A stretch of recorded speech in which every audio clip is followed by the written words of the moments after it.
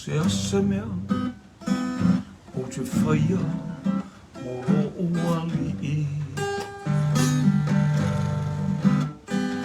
E tu samalene I tau te lena I a sau I a moa u. E leo tu pea te foa I ua lava lea. O loa e aloa tua e ua lea I lea. Se ase mea o te whaia mono uali I. Tu samalene I tau te le ua ia saunia moa u. Ele o tu pea te foa I ua lava lea. O loa e aloa tua e ua lea I lea. E loa tua e oa ule nei. O foatu lo langa mo o e Yesu.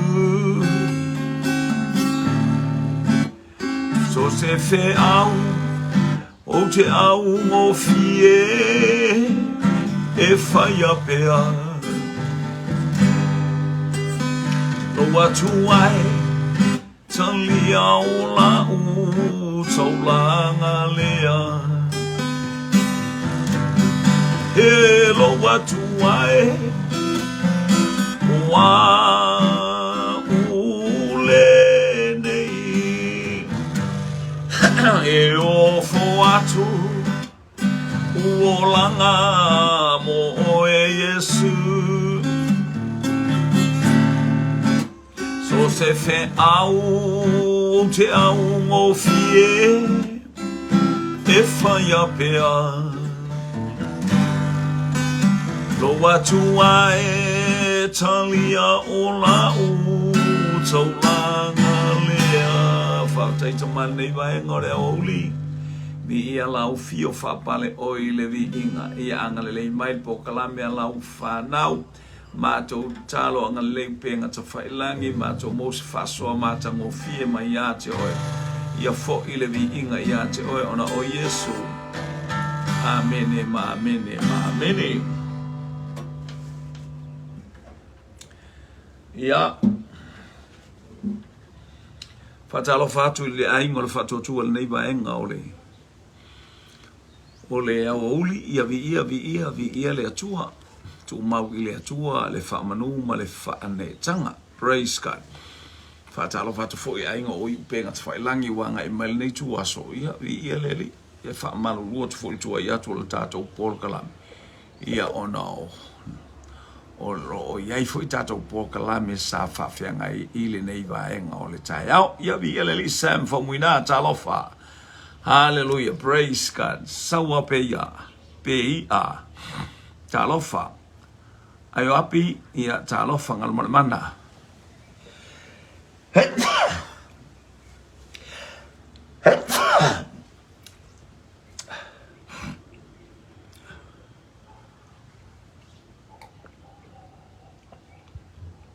Hallelujah.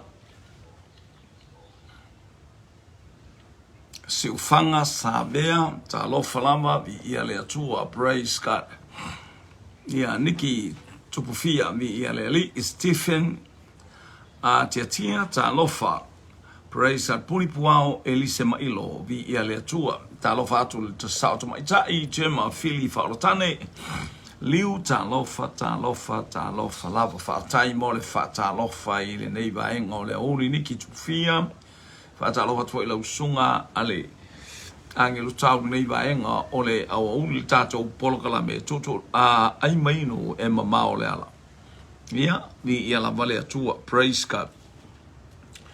o tato wall tato ofisili praise ya ina lele o te le tato Jamie ya ngale le ya tu praise God e fa pe fea ona iloa ele mamoe hallelujah lona tai ya fa yo oil tai mamoe le pole yo e fa pe fea ona iloa oil mamoe lo tau tala nga ile lafu mamoe a to e le lafu mamoe le fa ya la nga yo o ma fa tai ina le fa le nga a ai fa fe be fe ona iloa o oe o fa fe na iloa o oe ele mamoe o lona tai le le a se me o yate oe iloa ai ele mamoe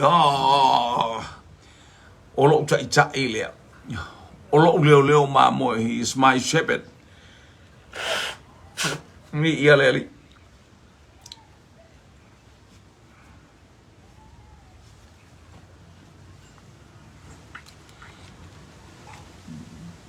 ya leo tali mali ang tau o iloa ile leo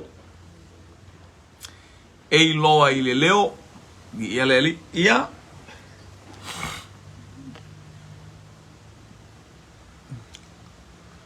praise God ai mai no e mamao le ala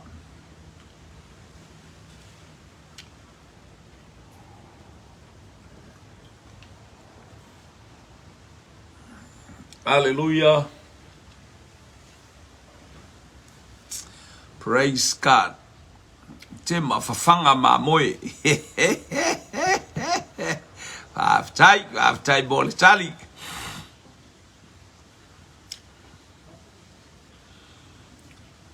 praise God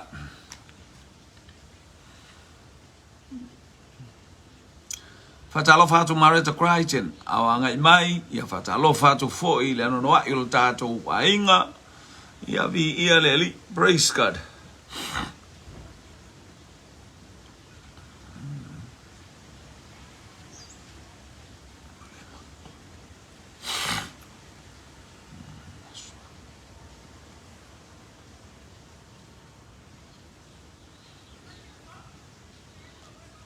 ia la ngole mamoe le mamoe le oilo le mamoe tu atu le ola le mamoe ele oilo le mamoe le ole ilo le mamoe ba fa eu olava e tangata ele oilo pe va fenku mai le ola le ia le ali fa time mortali vi ia le ali praise God Stephen fia toy tia talofa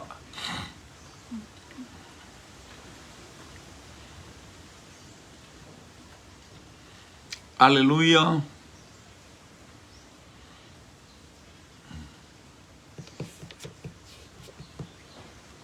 fa fea ona iloa ele mamoe olona tai laua la tu bole ale to teleo o fanga pua ai lo le leia el fanga lo le leia el pua hallelujah i lo le leia el pua i el mele ya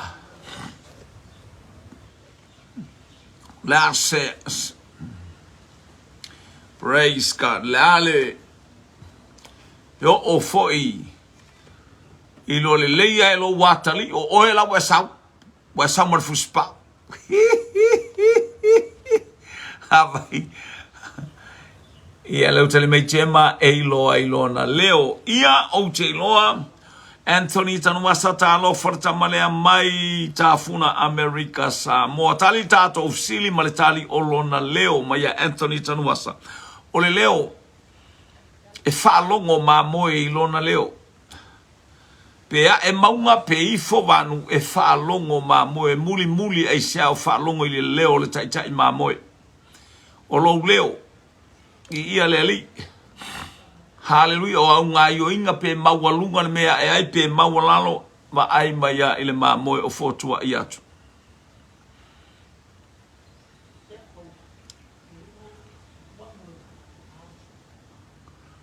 ia io ese mana ia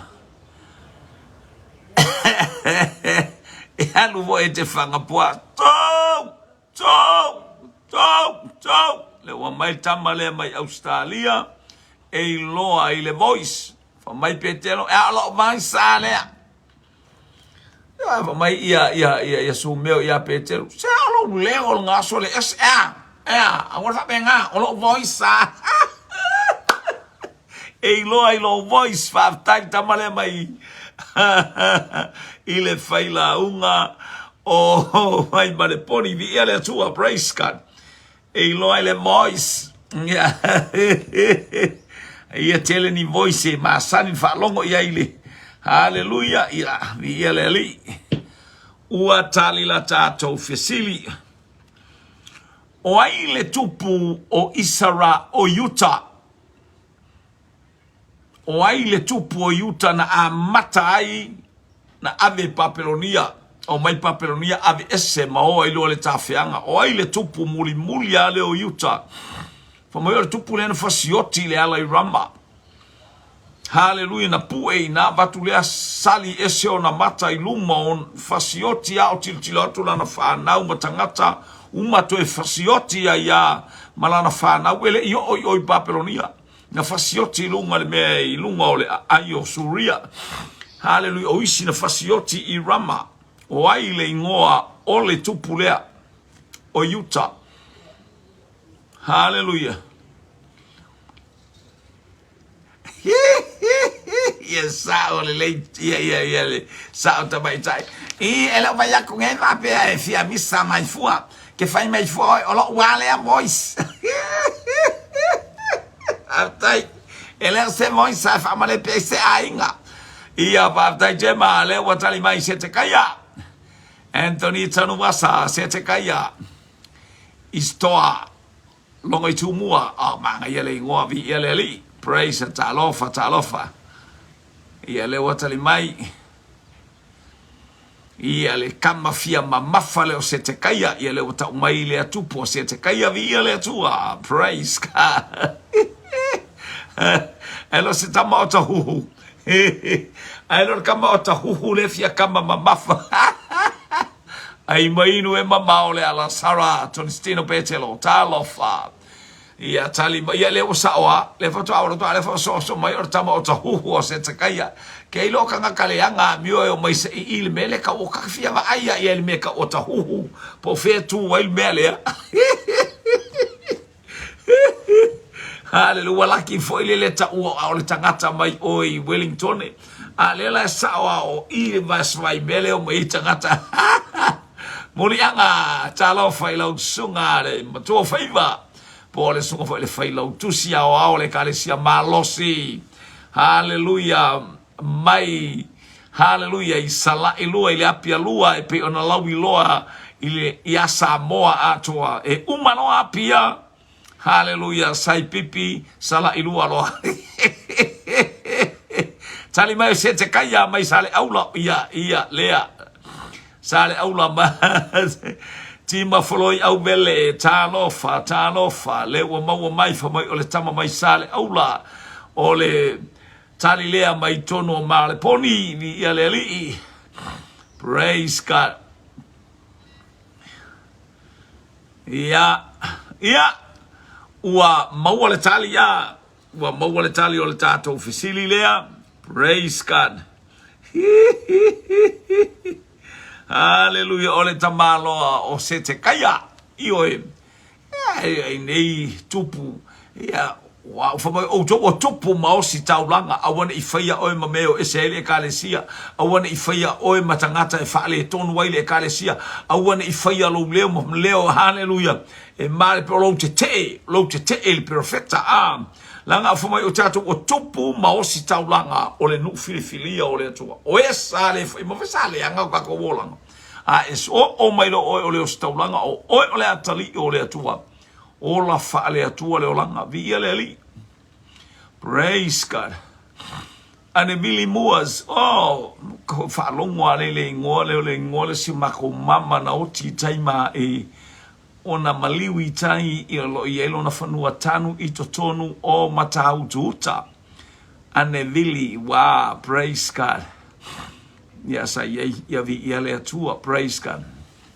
talo fa ane Billy ya vi ile ele ka mai po fel mele te vala au mai ai esel manga i ole ingo ane vili lango tinale sa mato mafuta oka sa fo mai wa leva lona soifu via le tua o le sia tato fesili le wanga yatu hallelujah o ia ole ipu o la utala le lei monu ese o ai na bala au o ai na fatau ia le upule o ai fatatau ia o ia ole ipu na te momolia la utala le lei inu ese o ai le tangata lea. Who is this vessel? Hallelujah. Hallelujah. Used by God. Hallelujah. To send his mission. Anevili. Oh, Missouri ya talofa. Anevili talofa ile. O ifo ile smatu la lale for my bishop yela la I Missouri. Yanga le oli ane. Epi seba ya preta pesa la utala le o ane totonu I Missouri. Hallelujah. Ang leia tu le tu na vili ya isiaso sa ya fo ile tu e feilo il tino ya e fa time wala ma no feilo ma o ile tu for fine. Praise God. Lewo tale mai Gemma fili mas fili faultane o Paulo Anthony o Paulo apostolo na vala awina ele atua and JN en yata talofa Wai le na whaapeane I aile upo le tuspa I o la wipu. O le ipu o la utala le lei. Na te momolia la utala le lei inu ese. Hallelujah. Praise God. Oh, a ula vale. O te lopo po ane bili si o le. Ia le sa sai lumane la to fale sa ona St. Mary's yo lon tuang ane sio pioa ya le wa yele si ane very like chichi now chili lola ye po ya vi na po na tanga cha o che loa vi ia le li ia o praise God vi ia le tua ia o le fisili le wa nga ia tu wa ye mo le tala le ia le tua inu ese fa mai tia fau o le apostolo mai sat paitea oia o nga su ia ele o creia o nga su wa nga su le ngole o le to ina hallelujah ia I tonu o sat paitea faftai hallelujah praise God hallelujah. Thank you, Jesus. Thank you, Jesus. Praise God.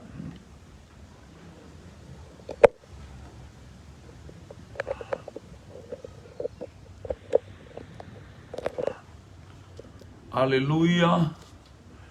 Te ofo lai te le maile. Ale ua vai atu ua tau pe maile. Ia leo tali matangata le fanga sa vea ta lofa. Hallelujah. Ia ole apostolo pono mai anatongia ta lofa I se mai le teine lea. Hallelujah. Mai America Samoa Stephen Fiatoe tiatia via leli. Ia leo tali tato sili ole toi ina o Paulo ole apostolo leonu ese ole toi ina o Paulo. O fele nu una fana waipa napa.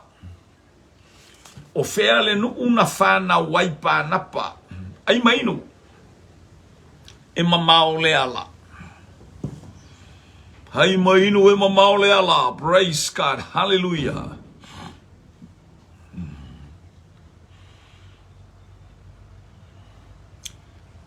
Tima foloi au vele.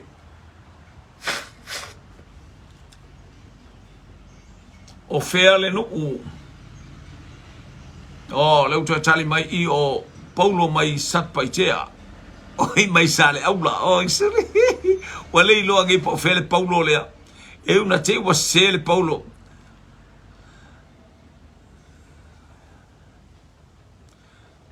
Fetu fou o ku Peru malo le tamalea. Vi ia leli tamalea o la mua. Of tu fou mai ava mai ku Peru. Tali mai ho Anthony mai ku Peru. O fea le nu una fa na wai.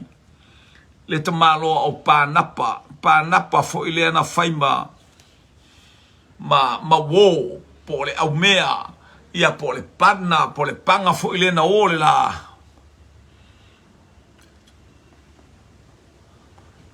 oh praise God Faftai ana vili leo mawatu vi ia le praise God ia lo fa telefo ile ainga to fo ni fo sautene le al faltua o le to ina Faftai o lo mawatu ia faftai o lo manu ia o to ilunga in Seattle, Washington, PLA, praise God. Tali mai ana tongia ko Peru. Tali mai tamalea o Mike Preta, pole angel tau o ko Peru ta. Ia.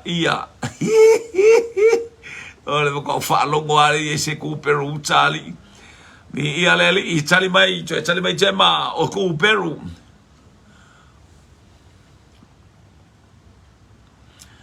Maununo ama talofa. Penny stiti, siu titi. Hataleba talofa. Praise God. Tali mai ku Peru mai manono oi sole ole nu ana. Ole ngai ana le pito nu na te no po inga elementa o fare moa. Ia po nu le sa wai le afoi le va le tia fau mai apai ana tongia ku Peru hallelujah ia le ana le fa pia mai tia fau o ku Peru mai manono o te lopo o le nu lopa le le ku Peru le faftai mo le tali wa tali le tato fisili ne ya oli hallelujah o ku Peru o fea na faife a waile tamaititi o tito. Fea na faife a waile tamaititi o tito. Tito. Faife au Timoteo I Efeso a famai o le mea lea na outu uai o e tito ile pito no lea. Le leila wa mio junior vili lenga talofa. Faftai le ngai mai yo tato ainga ia hallelujah le wa fitu minute te ai le tula e tasi ga o te lo te le sun malua ia mai ainga mai tau maftanga o yanga ia elita lo fa Steven Fiatoe tia talofa o yanga ia ne hallelujah malau mo tau maftanga ia mai ainga mai tau maftanga le nei uli ia awana ngalo ya te oe Kentucky Fried Chicken. Toto watula ia male wonton soup. Ia tau mafala ile toast fo iaringi awar fa pata. Hallelujah salo talofa. Kereta ile pa. Hallelujah. Ia le o sa fo Anthony Tanwasa motu ole pa. Ia ole motu kereta fa tai ne hotel mai ia le tamalea mai le pa. Ia ma sapunawa o sanapu o le pa tala mai fontaine lea hallelujah mai America sa mole o le amba ke reta hallelujah said talofa oli ti po tongi hallelujah talofa ia bi ia le tua le ufa longo tia fau fa mai manu rewa o mani rewa le nuulea na faifi awai o tito le na faifi awi manu rewa le fa mai ana tongia ia tangola ia ilau chicken soup le wonton soup combination soup ayale afato soup herring soup siu pp soup lele watu bai le tini le wonton hallelujah fatai tini le moli le aba ese nofo lunga le moli ai ese le tele o me fai supo ai ala le supo banana ia le ai mai no e mamao le ala fatai mo le ai ngole fatu tua praise God hallelujah o tato ia il tato fesili o ai le faife au o fea na faife au waitito o fea na faife au waile tamai titi o tito. Toi tasi stato utalianga yane. Hallelujah. O le uso basta Mike le o ta huhu Florence Town o talofa.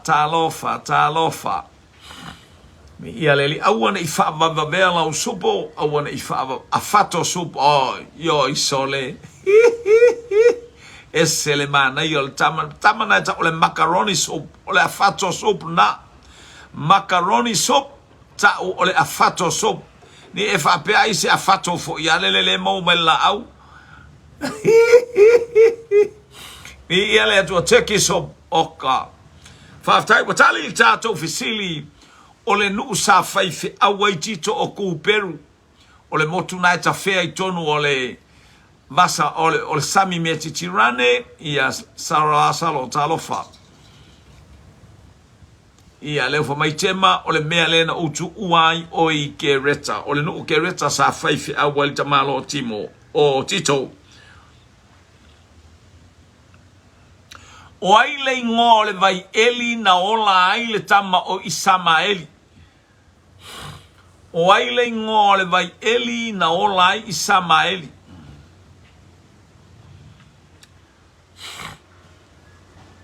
hallelujah wa faapupula ina ele atua mata o akara ona iloa ile e ia ole vai eli wa yalu masu mai ona lima le vai ele fangupa wa apo ifo iateia wa fainu iateia ni ia leli hallelujah fafonga ina ele atua le leo le tama ona fa pupula ina le atua o mata o akara ona iloa ile e ia ole vai eli ole mali oli o sali hai sale ole vai na fein wai tangata na inu ai tamai titi mai sale aula hallelujah ia le tale mai anatongia ola aroi ia faspo asop o sole ai tama le sole makwa me le al kamor ia faftai lo sunga le fai launga pua asop hallelujah o le fia ilo o ai le ngo le vai ilo tala no atu ile ala o le vai le o te atu lunga tali le o pele la aroi ia maya jema afaftai hallelujah anatongia banana soup oi o le sau war fa solongo soup ai mai no e mamao le ala o ai le ngo le vai eli hallelujah na mai ai le vai fa popula mata o le tina I loa le o le vai fa ingo le vai le o pele la aroi ua fa afofonga ina e le atua le leo le tama ma alo yo e fata la watu la usunga ale pule onga ole onga hallelujah fatu la lua I tono vai tele hallelujah ma lo le soifua I lau fio tofa bi ia leli I lau talainga bafuau ia le tual nei vaenga ole ia watali tato fisili le watali mai Anthony tanu vasa o pele la aroi a o ana le fa pe mai ya fane tangwato I sau sosi si so wang chang so pele nei vaenga ole oli vai ainga ma vai tau maftanga a o tato yai le walu le fa le fatu moa soup oi e tele le fatu moa ri oi o ta huhu ari faftai o ta huhu ma le fatu moa soup bi ia le ali I praise God leo to sau tato tali muli lea o oli tipo potongi hallelujah o pele la roi faftai se twa wa elunga le spele la roi leo te va tu lalo pele la roi mai le tama mai sili mal tama mai sat paitea faftai ngasu bi ia le ali Mama reta Christian talo fatu ile ainga mai Hawaii tinata talo mai Hawaii Waikiki aloha malitali o pele la roi ia maliteni o fatu mo soup lele wa anatongia pele la roi watali tato fisili o le vaile na ola isa maeli na ingoa o pele la roi ia sa o le vaile isa napu na e oso mai ele matangi mai sa e ona lunga talofa queen peta ia hallelujah ia fa talofa ia te oi nei vaenga o le auli o feo Israelu e ai kupito o fea le tu o Israelu e tu wai le meta o ai kupito. Which direction of Egypt, where of Israel, Egypt located? Hallelujah. O feo o Israelu e tu lai mai ai pe no fo mai ai ia le nu o ai kupito. Ia o leo whapea mai ana o le vai ia la tōu vai leo pele la roi ia le sa whana wai i Samaeli. Sa o alo wa el pito nu u leo la uli i America Samoa. Hallelujah. North and side ana tongia o le tu i matu o Israelu e iai ai kupito. Tale mai jema pe ia o sasae. Hallelujah. Lo le leia leanga o tōu map leanga tōu social study. Hallelujah. Leanga ko geography. Hallelujah. Ko history. Tali mai fetu fo mai ava saute. Ya. Hallelujah. Wa umamai ya saute o wa leu saute sau matu sau sai leu sau sifo mai ya Anthony Tawasa. Le walua ya tali mai ya saute sasae saute isasae ya leu sau fetu fo mayama ya hallelujah ma wa fa tatu tali wa lima tatu tali alo fia ilo pe na ini study olo anga me la lo selua po fea le tu hallelujah po fea le tu langi e yai ai kupito ile la ba mai Samaeli o ma Israelu o fea Israelu tu ai kupito ia to etasi as tangata sau ilunga. Hallelujah, sau masetali.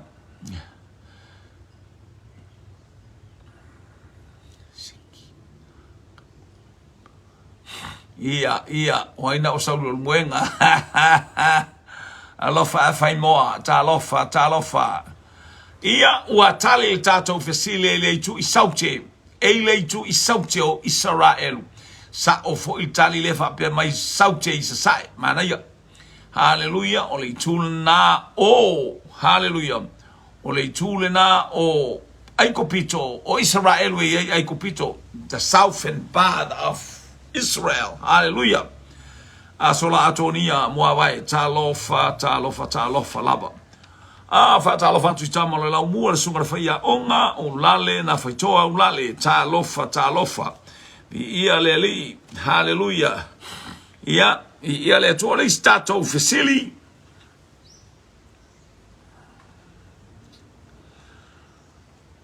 O ai le tamali o saheti na ofo lona fanua e tanu ai ia Sara. Talofa mani alosa talofa toa wai. Ia le li maletali luanga i matu isai ia le ai fa maru watu o matu isai e ia Iran o Iran ne fanga mai nga pomu ia Israel ia o matu isai nga vi ia le atua tato fesili o ai tamali i o saheti le nga ofo lona fanua. Hallelujah. Tanu wai Sara le to alua o Abramo o ngetele apulu talofa talofa masio for fa venga Florence na naivo ia vi ia le nei vaenga ole ayao talofa Rita se fuiva fiti peta ia talofa fatu museu vi ia le i netaropati anga le ile anga mai sa wonton soup mai sa combination soup vai ainga vai tau maftanga ina usfuma leiva minute te ai le tu lai tasi vi ia le anga le ya tu le tua ilo wanga mai. Hallelujah. O ai sa o folona fanua de tangata o sa heti po le li ta o sa heti na ofo lona fanua e te wai sara le ava apero amo. Hallelujah. Hallelujah.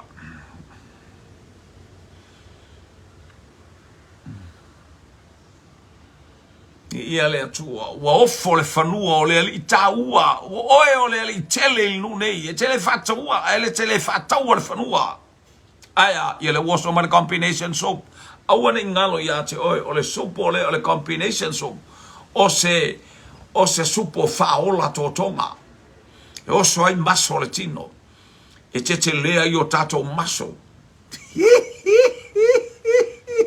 o ke se ne tuani uta lofa ne ta ropa ti ta lofa ia le matua tu ai o wivi ile a combination so hale tukula ye male toast ai ina ai popola e Kentucky fried chicken vai ainga ma vai tau maftanga molo ainga nei vai nga o le oli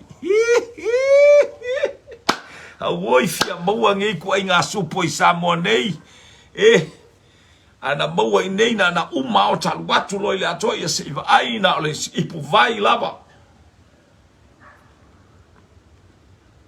Na o le ipu vai ia. Ai mainu. Jacob au manu I ia le li. A fetu fo mai ava ma le tali o Eferona. Ele akaskenge o ana. E akar kenge le faksole fia maua se wangtang soup ka fiari ko kuila ka ai se wangtang soup leo tale mai tene mai tutuila America Samoa mai lungole le moli ole mai lauli I anatongia Eferona ia wai le ngoa ole ali taua sa heti e fai atu le ali taua sa heti wa tuan I lunga ala wa mai apero amo fa fonga mai o oe o le ali tele ale ka wa ku fo o le ali tele praise God hallelujah to etasi stato tali alwa ilunga o lele wa savali masiva e folinga mai ele I faia se tau mafatanga o le auli a lele wa siva mai siva mai folinga ele io o ia se me ai tali mai Anthony tanu wasa o tafuna America Samoa Eferona hallelujah wa tali tato fesili sa o le Italia tolu ia wa au mai o Eferona e malole talofa tina talofa tua fine di ia leli I malia losa entasi kuresa hallelujah talofatu I Hawaii I teine ole Waikiki praise God ia lele ufai mai o te malanga atu ioe le ufa mai ia e loa o te aluatu I le aso le whaamanatunga tutuila America Samoa hallelujah I le whaamanatunga o le aso fitu e le whaamanatunga o te taunu o atua I tutuila America Samoa mi ia le ali ia watali tato ofisili o le toi ina o Eferona le atali o soaro whaafitaiva ia o le uwhapea mai ia le tamalea mai satpaitea ia o Mike Eferona ia whaafitai tali ia le ali I praise God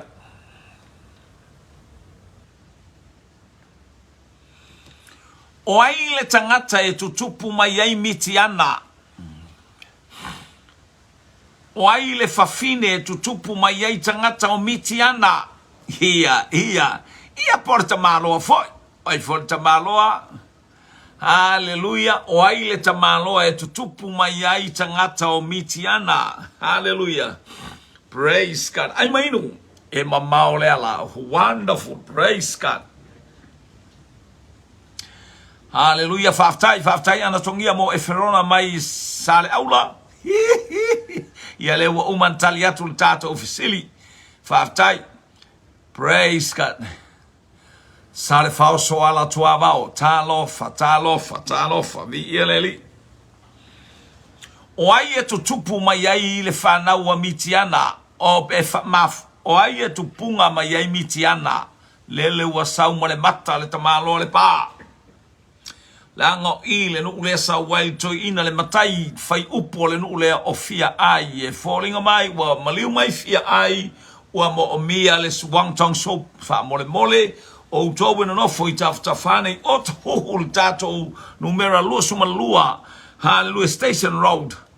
Ia se iwa ia po iesi na wang tong sup nga if maskama Sam Lamos tele fa malosi titi talofa. Ha fatu museu talofa. De wato yanga ya tu tato ofisili. Hallelujah. O ai e tupunga mai ai tangata o mitiana. Ai mainu e mamao leala. Esa Samaeli talofa. Apero amo maketura. Oi ya woi mai Anthony Tanumasa tafuna. Hallelujah. Le malaiva lele tauta ua o le Pasifika. Palasi ele PNM, palasi ele Sipia, palasi ele Hawaii and Air. Ye palasi ele vale le te tele o le malo Amerika. Le watali mai Anthony Tanubasa apero amo makentura. Ia. Tato fatali atu ina inista se lua. Ana tongia le teini o le moli o le ama Amerika Samoa. So le ese le o mai le o Amerika Samoa. So apero amo makentura. Ai mainu, tasi en loto talatau, talofa, tali mai fōi tu māloa lea mai le lau mua, whetu fōu mai yamba.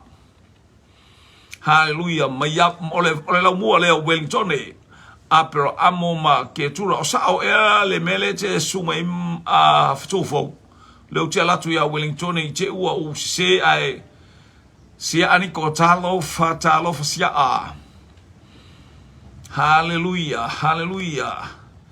Se I tau whanofo mai stato whatonu, pe ia o wai atu whealua isolo malana mata, ia pe ia o whai atu la matai mai le fio anga lea o fia ai.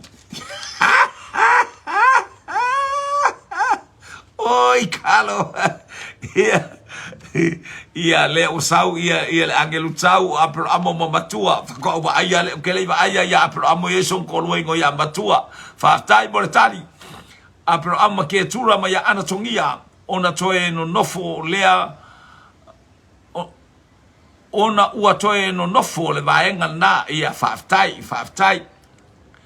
ia le fa pe mai mali lo sa e mai ya hamo ia malo praise God. O te whao, maletali le to inga te whao, apero amola I titi. Ia. Ua tali tātou fisili punpuao e lise ma ilo tā lofa lava. Ua tali tātou fisili o apero amo malana to usunga na to usua ia kentura, ia ketura. Ia lo ilope mai fia ketura, ia te matau le fo ien whaianto e mai apero amo stangata wana au auna pifo na whai sara masa akara le lopos tintiti afo isa au nai ia langa lai fai meltus pa ia ai tangata u faleano lana ma ai hallelujah astangata o leison to lua e waleano lana ma ai ilana e kalesia polona fine ia tau fa na o le kalesia po is foi tenio le kalesia o lente to lua hallelujah bi ia le lo tu wa fia tau sami le angelu tau ioe mai mau pe ana lata mai nele angelu tau a ana tongia monta te oso pa pe no foi manono e umolar po kala mele oso tu manono tolo muli o Abraham mai te nele mai Hawaii five time marriage Christian ua tali la tato fisili o Abraham ma ketura mi ia leli na tupu mai ai mitiana el fa naula ketura na tupu mai ai mitiana lele tama ketura le tupu mai ai le mua po le nu len fa mai Abraham o ana fana umana ave ai me alo fai Abraham a o Isaako hallelujah na nofo I totonu o Israelu male fea ngainga male atua faftai tatu ia sorry o lo so male to tatu ofisine muli la le wanga ya tu ia le so fi kawile le ia so sa va pe un tatu ia le o mayari le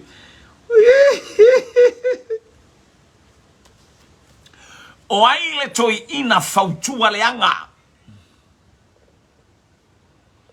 lea na tatano ai tavita fa lea o ngā so le lo sautala ai mainu e mamao manono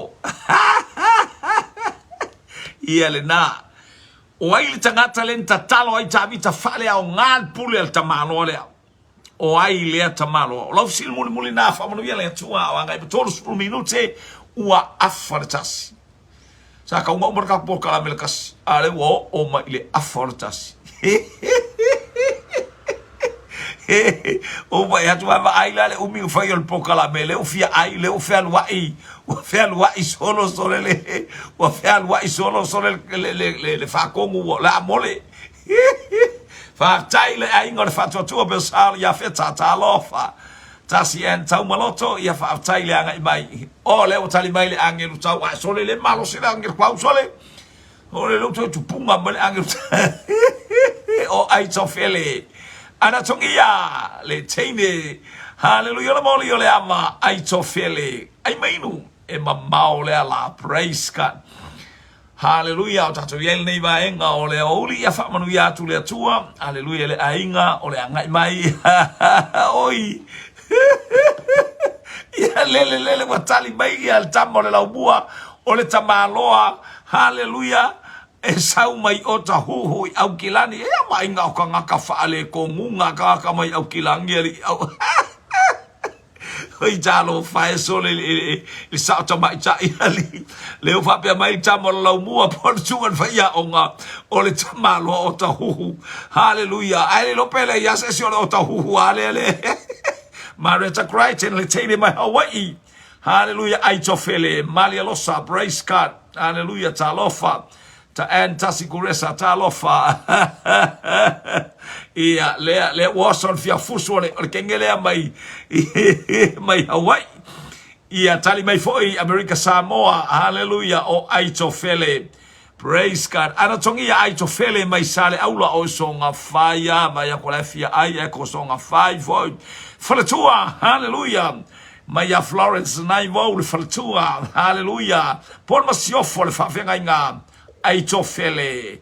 Hamano fo pa aitofele vi aleli I praise God.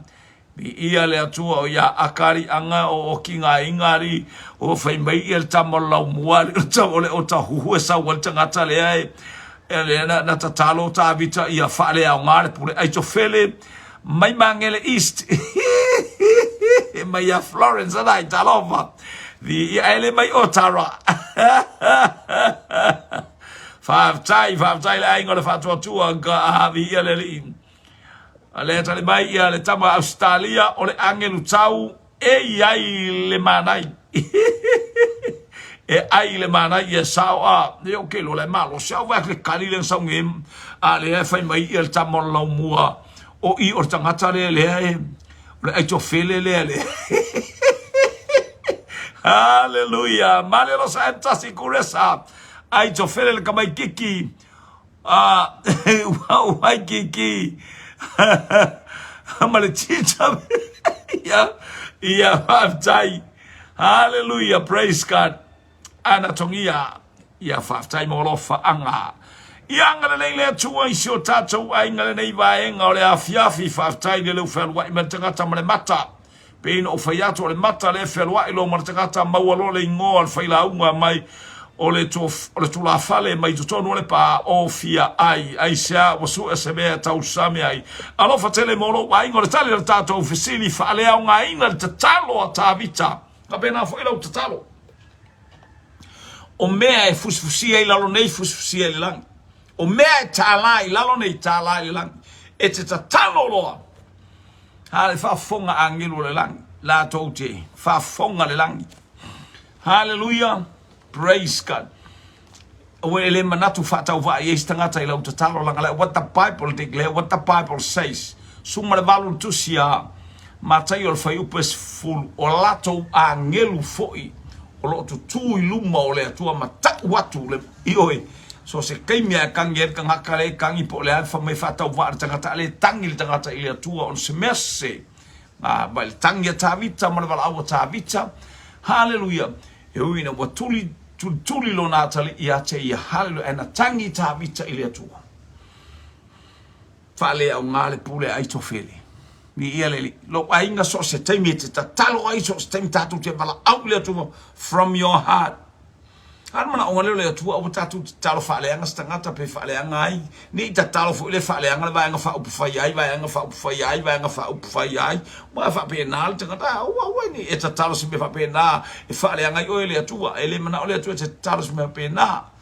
Ai paua se me wa ya tu ni fa fita o tangata onga leanga e mai le inka ka leanga o ipati wa me wala tu faia fo yo la tu wale a ai ta talo o mo le malo ya wa au mai le tu au mai le tu le malo ai le lo o le lo ya au o mo fa ta ti fa ta ile tu le malo le aso o le fo ifaenga le fainga malo na ia fo le inga ile tu o ai to fele le tali o le tato fesili Famanuia le tofa aftai lau talo mo le pol kalame le ataimi ma le ataimi ia fa aftai fo I mo lo faanga me umai pe ona mon me aftai Florence Night faltua ia vi ia le atua fa aftai lo wainga le ase upu wa so ona la fo po istala wa le tauto mali lo wainga fa mal watu ia fa mangalo mai la auto wa haleluya fa ia me umala auto una tautua ia te oe Hallelujah, maleloto maulalo ile fina ngalo le ali ona o Yesu. Amen, ma amen, ma amen. To God be the glory forever and ever. Amen.